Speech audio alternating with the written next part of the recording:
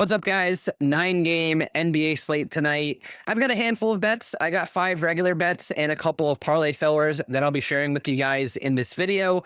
I didn't post a video yesterday for the NBA. I apologize for that, but at the same time, I don't. So I recorded the video for NFL, posted that up yesterday too. And I actually got a feedback request earlier on in the morning yesterday asking basically from one of the VIPs saying, I love your videos. I love how you show all of the plays that you find. You've made me a lot of money over the last few months and stuff. But I'm curious, I want to learn your process on how you actually find these plays. So instead of recording a video for you all yesterday, so everyone could see the plays I was on yesterday, I decided to take that time that I would have recorded this video and recorded the special video for the VIPs where basically I started the video showing what I would do if I didn't even know who was playing that day, like from the absolute beginning of my research process all the way through up until, me placing my bets and creating my slips and stuff. So if you're interested in that kind of stuff, I might start doing some of these for free here on YouTube and just every once in a while. But if you want to be able to see those like a lot more in depth and get a lot more educational content, you'll become one of the VIPs. I am running a massive promotion for VIP right now too. If you use the link located in the description below, it applies a promo code. The code is 1000 because I hit 1,000 followers on Tails recently. And that promo code gives you a $100 fee for the entire year of plays. So normally I charge $10 a week or $20 a month. And so you're saving a crap ton of money just by taking advantage of that promo code. I'm only running it through now up until the end of November. It's kind of like a Black Friday sale kind of thing. But if you're interested in getting all of my picks and my analysis and some of the educational content too, that's the best bang for your buck. I'll probably never run a promotion as good as that again. So it's $100 for the entire year of my plays, and you actually lock in that price for life as long as you stay subscribed. So, I will probably raise the prices at some point as we grow larger and larger. You'll be locked into that $100 a year, and that's probably one of the best deals you're going to find just for any capper anywhere. But let's get into the plays here. Just a quick reminder, join the Discord. It's free to join. I do post a lot of stuff in the Discord, and I'm very accessible in there. The link is in the pinned comment below. And the website I'm using to show my research is outlier.bet. Another paid website, but if you want a 7-day free trial to them, there's a link located in the video description. I use them basically every single day. This is the only tool that you really need to research any of these sports, and that's really all I use for the most part. So I highly recommend giving them a shot. All right, so getting into the plays for tonight, it was actually a bit difficult for me to find some of these plays. I had to dig pretty deep on some of them. And the last 3, or actually the last 2 or so that I'll talk about, they're both from the same team. I was kind of scrounging at the bottom of the barrel to find them, but I do like them. I only have them in like 1 or 2 slips, so I did want to mention it in this video just to show you guys where I'm thinking on these plays. But anyways, we're going with James Harden under 34.5 points and assists. We had this the other night. We've actually had this the last few games or so. Burned this the one night where he went off against Atlanta, but for the most part, it's been pretty money for us. Basically, we have to look at games without Kawhi Leonard, last 2 seasons or so. And I'll just go for away games too, just to filter it even further. So this year, we haven't had an away game of James Harden without Leonard. We had a couple of home games. Now, looking at last season, it was a 78% win rate, going under this number in 18 out of 23 games. Made us a lot of money last season. I'm going to go back to it this year. I think we were actually getting this at like 32.5 last year at one point, and we were still taking it. So 34.5, I'll take that every day. He's looked really good in the first halves of games recently, but he's tapered off in the second half in most of these games. And I'm just going to follow this trend from last year, basically. Next bet, we're going with Wendell Carter Jr. under 13.5 points. So Paolo Banchero is out tonight for the Magic. Mo Wagner's still out too, but I'm not even going to worry about him for this one. Basically in games without Paolo Banchero, last season, he played in 22 games and he went under this number 18 out of 22 times, averaging only 8 points per game. He's really not known for his scoring. He's never been a massive scorer in his career. The few games he did go over, he kind of got really hot from the floor. You see, he went 8 for 11 in the one game, 6 of 10 in the other game, and then that one game he had 15 shot attempts. But I assume there were more people out, and he ended up just taking up a lot of usage, playing 34 minutes. I don't think he sees 34 minutes tonight. I'd expect him somewhere between like the 25 to 28-minute range.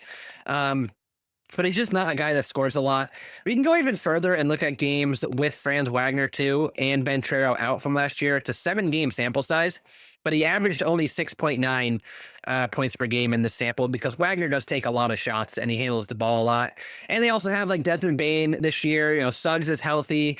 Yeah, I just can't see Wendell Carter Jr. going over this 13.5 number. But in the NBA, weird things happen all the time. Next play is Anthony Davis over 33.5 PRA. As long as he plays and stays in the floor and like doesn't get hurt or ruled out or anything, like this is a smash spot for Anthony Davis. He just consistently goes over this 33.5 number. The last 2 seasons, I have to filter for the games that he was on the Mavs. And I think the way I did it, it's not the perfect way to do it, but I filtered by games with Max Christie and then games without LeBron is how I ended up doing it.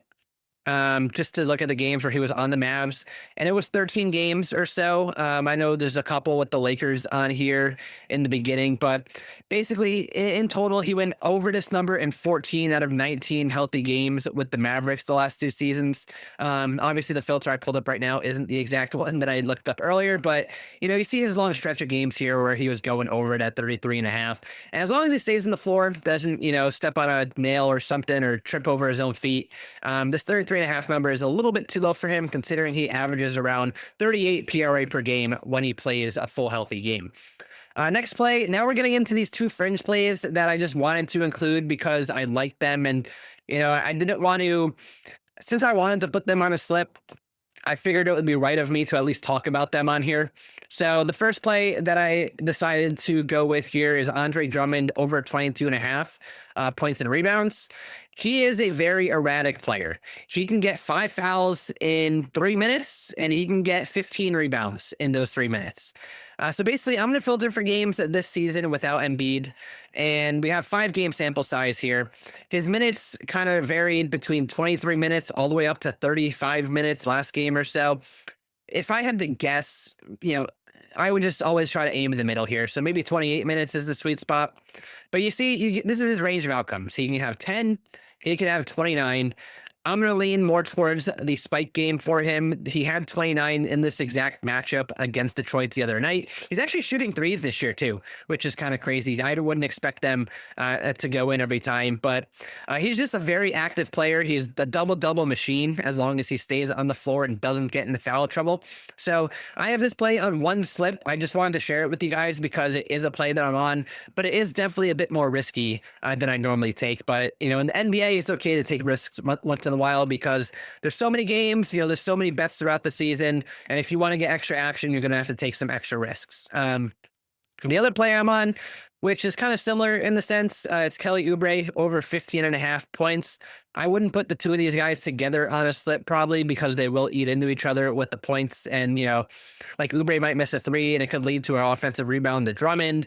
So I probably wouldn't put these 2 together. I can't remember if I did or not. If I did, it was probably a mistake on my part, but I wouldn't put him with Drummond on the same slip. But basically, in games without Embiid and Paul George the last couple of seasons, you know, he's gone over this number in only 9 out of 20 games.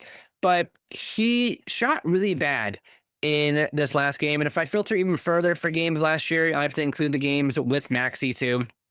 And if I go further and just look at the road games, now we have a sample size of 6 road games out of that big, large sample we were just looking at, you know, the 20 games where he was only going over like half the time. If you look at just the road games, though, he went over this number 5 out of 6 times, averaging 21.2 points per game, which is kind of crazy if you think of it. Kind of a stark difference of what we were looking at here, but almost all of these losses were at home, which is weird. You know, some players play better at home and compared to on the road, and some are the opposite in the NBA. It just kind of depends on how comfortable they are with like the depth perception of the basket. And there's so many factors that go into this. But anyways, the 6 away games, like I said, 21.2 average points, going over this number 5 out of 6 times. And quite honestly, like if we're looking at the last couple of games, if I just take off the away game filter, look at the last 3 games, the 2 home games, he shot 0 of 5 last game and 1 of 6 from 3. Like that is really bad.